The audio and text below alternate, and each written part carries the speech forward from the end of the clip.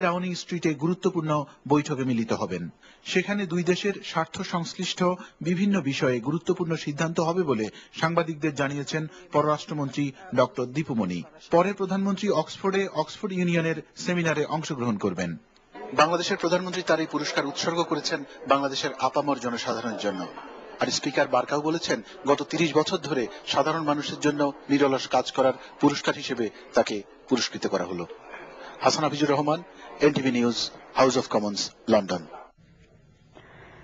সাবেক অর্থমন্ত্রী ও আওয়ামী লীগের উপদেষ্টা পরিষদের সাবেক সদস্য শাহ এএমএস কিবরিয়া হত্যা মামলা বিচার এই সরকারের আমলেই করা হবে বলে জানালেন সংসদ উপনেতা সৈয়দা সাজেদা চৌধুরী। সকালে বনানী কবরস্থানে তার মৃত্যুবার্ষিকীতে ফুল দিয়ে শ্রদ্ধা জানাতে গিয়ে তিনি কথা বলেন। গত ৫ বছরে কিবরিয়া হত্যা মামলাকে ভিন্ন দিকে ঘোরানোর চেষ্টা করা হয়েছিল বলে জানান তিনি। প্রকৃত খুনিদের বিচার না করে এই মামলাকে ধামাচাপা দেওয়ার চেষ্টা করা হয়েছে। তাই প্রকৃত খুনিদের খুঁজে বের করতে সরকারের পাশাপাশি সকলের সহযোগিতা কামনা করেন তিনি। এ সময় শাহ এএমএস কিবরিয়ার আত্মার মাগফিরাত কামনা করে দোয়া ও মুনাজাত করা হয়।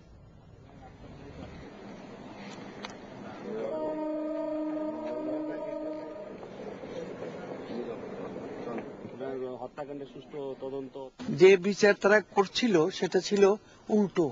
হারিস চৌধুরী কোথায়? সেই যে পলাতক রয়েছেই, এখন সে কোথায় খোঁজ খবর সবই করা হচ্ছে। তার যে হত্যাকারীরা লুকিয়ে আছে, এই বিচারগুলো তো আমাদের করতে হবে, তা নাহলে আমরা দায়ী থেকে যাব। হাইকোর্টের মামলা বন্টনে প্রধান বিচারপতির হস্তক্ষেপ ও আইনজীবীদের সম্পর্কে অপমানজনক বক্তব্যের অভিযোগ এনে এর প্রতিবাদে সকালে ১ ঘণ্টা প্রধান বিচারপতির আদালত বর্জন এবং অবস্থান কর্মসূচি পালন করেছে সুপ্রিম কোর্ট আইনজীবী সমিতি। সকাল ৯টার দিকে সুপ্রিম কোর্ট আইনজীবী সমিতির ব্যানারে বিএনপি ও জামায়াতপন্থী আইনজীবীরা মিছিল নিয়ে প্রধান বিচারপতির আদালতের সামনে অবস্থান নেন এবং স্লোগান দিতে থাকেন। এ সময় প্রধান বিচারপতির আদালতের সামনে বিপুল সংখ্যক পুলিশ মোতায়েন ছিল। ১০টার দিকে কর্মসূচি শেষ হয়।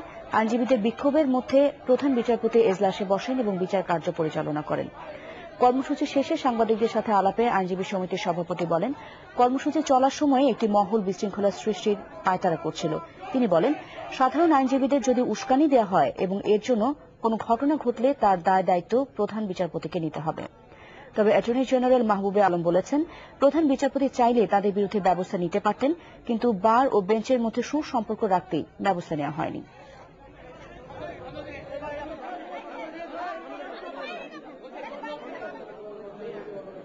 চিফ জাস্টিস যদি তার অনড় মনোভাব পরিত্যাগ না করেন এবং অযাচিতভাবে বিচার ব্যবস্থার উপরে হস্তক্ষেপ করেন, তাহলে হয়তো একটা করুণ পরিণতি নিয়ে তার সুপ্রিম কোর্ট অঙ্গন থেকে বিদায় নিতে হবে।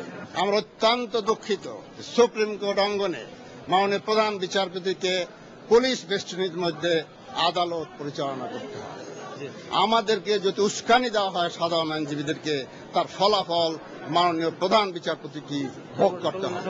আদালতের কার্যক্রমকে কেউ ব্যাহত করলে, কোন রকম বাধা সৃষ্টি করলে আইনগত পদক্ষেপ আদালত নিতে পারে, কিন্তু এই পরিস্থিতিতে তারা নিচ্ছেন না বেঞ্চ ও বারের সুসম্পর্ক বজায় রাখার জন্য। এই কথাটাই সিনিয়র আইনজীবীদের ৩ জন বিচারপতি বলেছেন। আগামীকাল থেকে শুরু হচ্ছে তাবলিগ জামাতের বিশ্ব ইজতেমার দ্বিতীয় পর্ব। প্রথম পর্বে নির্দিষ্ট ৩৩ জেলার পর এই পর্বে বাকি ৩১টি জেলার মুসল্লিরা অংশ নেবেন। এজন্য গতকাল থেকেই টঙ্গী তুরাগপাড়ে আসতে শুরু করেছেন তারা। গত রোববার প্রথম পর্ব শেষের পর প্রশাসন থেকে ইজতেমা মাঠ পরিষ্কার করা হয়েছে। আগামীকাল ফজরের নামাজের পর থেকে ঈমান, আমল ও আখলাকের ওপর আম বয়ান করার মাধ্যমে ইজতেমার আনুষ্ঠানিকতা শুরু হবে। জুমার নামাজের সময় মুসল্লিদের বড় জামায়াত হবে বলে আশা করা হচ্ছে। প্রথমবারের মতো ২ পর্বে অনুষ্ঠিত বিশ্ব ইজতেমার এই পর্ব শেষ হবে আগামী রোববার, তবে তাতে আখেরি মোনাজাত থাকছে না। টানা ২ দিন বড় ধরনের দর বৃদ্ধির পর আজ কিছুটা স্থিতিশীল হয়েছে দেশের শেয়ার বাজার। ডিএসইতে সাধারণ সূচক কিছুটা বাড়লেও তা ওঠানামার মধ্যে ছিল এবং সব ধরনের শেয়ারের কেনাবেচা হয়েছে। গত ২ দিন সূচক গড়ে ৫০০ পয়েন্ট করে বাড়লেও তেমন লেনদেন হয়নি। আজ এ পর্যন্ত ডিএসই সাধারণ সূচক প্রায় ১১৮ পয়েন্ট বেড়েছে, কিন্তু লেনদেন হয়েছে ৮০০ কোটি টাকার বেশি। দাম বেড়েছে ১৩৫টি কোম্পানির আর কমেছে ১১৬টির। দিনের শুরুতে সূচক এক লাফে বেশ খানিকটা বাড়লেও বেচাকেনা বাড়ার সাথে সাথে তা পড়তে থাকে। হাত নেই, দুটি পা থেকেও অবশ। শারীরিক এই প্রতিবন্ধকতাকে তুচ্ছ করে কেবল অদম্য ইচ্ছে শক্তি দিয়ে ঘুরে দাঁড়িয়েছেন ইব্রাহিম মল্লিক নামের এক যুবক। মুখ দিয়ে ছবি এঁকে স্বপ্ন ছড়িয়ে দেন তিনি। সেই ছবি দেশের গণ্ডি ছাড়িয়ে এখন ভিন দেশে। আপন শক্তিতে জ্বলে ওঠা এই যুবকের সাফল্যের কথা জানাচ্ছেন জাহিদুর রহমান। নওগাঁর মান্দা উপজেলার ইব্রাহিম মল্লিক ছবি আঁকেন মুখ দিয়ে। রং তুলির জাদুকরি আঁচড়ে হাজারো স্বপ্নের খেলায় নেচে ওঠে তার সাদা ক্যানভাস। মাত্র 5 বছর আগের কথা। লাইনম্যান হিসেবে কাজ করতেন দিনাজপুর পল্লী বিদ্যুৎ অফিসে। লাইন মেরামত করতে গিয়ে বিদ্যুৎপৃষ্ট হয়ে হারাতে হয় দুটি হাত। মেরুদণ্ডে প্রচন্ড আঘাতে অবশ হয়ে যায় দুটি পা। আশঙ্কাজনক অবস্থায় তাকে ভর্তি করা হয় সাভারে পক্ষাঘাতগ্রস্তদের পুনর্বাসন কেন্দ্র সিআরপিতে। চিকিৎসকদের চেষ্টায় জীবন ফিরে পান তিনি। আমার হাত পা দুটি অচল, তারপর আমি থেমে থাকি নাই। আমি এখন মুখ দিয়ে ছবি আঁকাই। এই ছবি আঁকাই আমি দেশ বিদেশ সব জায়গায় কার্ড ক্যালেন্ডার করে বিক্রি করতে পারি। শারীরিক বাধা জয়, নতুন জীবনের দর্শন আর লাইনম্যান থেকে মাউথ পেন্টারে পরিণত ইব্রাহিমের সকল দায়িত্ব নিয়েছে 21 ও স্বাধীনতা পদকপ্রাপ্ত দেশের সেবামূলক প্রতিষ্ঠান সিআরপি। মুখে আঁকিয়ে হিসাবে সে তাকে এস্টাবলিশ করার জন্য আমরা আন্তরিক প্রচেষ্টা চালিয়েছি এবং সেই প্রচেষ্টা এখন দেখা যাচ্ছে যে সে সেটা কাজ করছে। তার যে আর্টগুলো, যে পেইন্টগুলো, সেগুলো আমরা চেষ্টা করছি বিভিন্ন জায়গায় বিপণন করা। ছবির ক্যানভাস নিয়ে বহুদূর এগিয়ে যেতে চান ইব্রাহিম মল্লিক। জয় করতে চান আরো কিছু। আমি দেশের অনেক গুণী শিল্পীদের সঙ্গে ছবি আঁকছি এবং আমি ওই শিল্পীদের মতো একজন শিল্পী হতে চাই এবং আমি দেশের ছবি এমন একটি ছবি আঁকতে চাই যেন দেশ বিদেশে বাংলাদেশের কথা বলে। কেবল ইচ্ছে থাকলেই যে কোনো অসম্ভবকে সম্ভব করা যায় তার প্রমাণ ইব্রাহিম মল্লিক। যে ক্যানভাস থেকে শক্তি আর প্রেরণার আলো ছুঁয়ে যায় কোটি প্রাণ। Zahidur Rahman, NTV news, Savar, Dhaka. আন্তর্জাতিক। কলম্বিয়ার উত্তর পূর্বাঞ্চলে একটি কয়লা খনিতে গ্যাস বিস্ফোরণে কমপক্ষে 21 জন নিহত হয়েছে, আহত অন্তত 6 জন।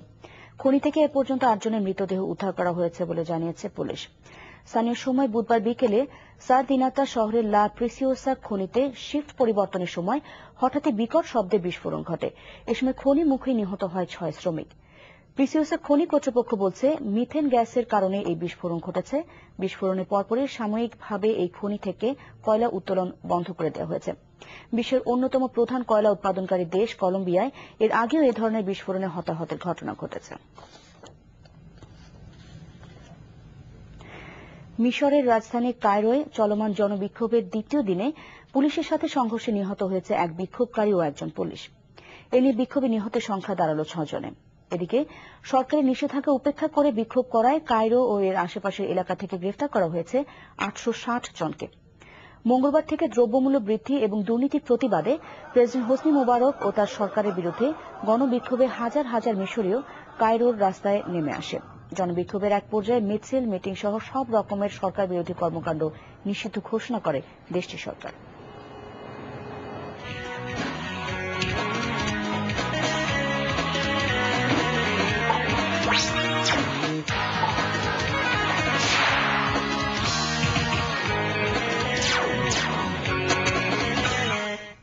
খেলার খবর, শুরুতে টেনিস। প্রথম চীনা টেনিস খেলোয়াড় হিসেবে যে কোনো গ্র্যান্ড স্লাম সিঙ্গলসের ফাইনালে নাম লেখালেন লিনা। বৃহস্পতিবার অস্ট্রেলিয়ান ওপেনের সেমিফাইনালে 3-6, 7-5, 6-3 গেমে হারিয়েছেন তিনি আসরের শীর্ষ বাছাই ক্যারোলিন ওজনিয়াকিকে। ফাইনালে লি প্রতিপক্ষ কিম ক্লাইস্টার্স। জয় দিয়ে প্রথম সেটটা শুরু করলেও চিত্রটা পাল্টে যায় দ্বিতীয় সেটে। টাইব্রেকে ড্যানিশ এই খেলোয়াড়ের কাছ থেকে 7-5 গেমে সেট জিতে নেন লি। তৃতীয় সেটে ওজনিয়াকি গেম পয়েন্ট পেলেও লির সামনে বলতে গেলে অসহায় ছিলেন। অন্য সেমিতে ভোনারেভাকে 6-3, 6-3 গেমে সরাসরি সেটে হারিয়ে ফাইনালে ওঠেন ক্লাইস্টার্স। এবার ফুটবল। মেসি জাদুতে এগিয়ে চলছে বার্সেলোনা। বুধবার তার 2 গোলে কোপা ডেল রের সেমিফাইনালের প্রথম লেগে আলমেরিয়াকে 5-0 গোলে হারিয়েছে বার্সা। অন্য ম্যাচে রিয়াল মাদ্রিদ 1-0 গোলে হারিয়েছে সেভিয়াকে। অপ্রতিরোধ্য গতিতে এগিয়ে চলা বার্সেলোনাকে থামাতে পারছে না কেউই। তেমনি আলমেরিয়ার বিপক্ষেও বার্সা শুরুটা ছিল দুর্দান্ত। মাত্র 9 মিনিটেই প্রতিপক্ষ রক্ষণকে বোকা বানিয়ে গোলবারে বল পাঠান আর্জেন্টাইন ফরওয়ার্ড মেসি, 2 মিনিট পর ডেভিড ভিয়া এবং 5 মিনিট পর আবারও মেসির গোল। ম্যাচের বাকি দুটি গোল করেন পেড্রো ও কেইতা। অন্য ম্যাচে রিয়াল মাদ্রিদের একমাত্র গোলটি করেন করিম বেনজেমা। খবর শেষ করছি, যাবার আগে একেএসটিএমটি বা শিরোনামগুলো আরেকবার। ব্রাহ্মণবাড়িয়ায় উপনির্বাচনে উত্তেজনা, হবিগঞ্জে শান্তিপূর্ণ, 12 পৌরসভায় চলছে ধিমে তালে ভোট। প্রধানমন্ত্রীকে গ্লোবাল ডাইভার্সিটি অ্যাওয়ার্ড দিয়েছে ব্রিটেনের হাউস অব কমন্স। প্রধান বিচারপতির আদালত বর্জন করে অবস্থান কর্মসূচি পালন করেছে সুপ্রিম কোর্ট আইনজীবী সমিতি। এই ছিল দুপুরে খবরে। ধন্যবাদ সবাইকে সাথে থাকার জন্য।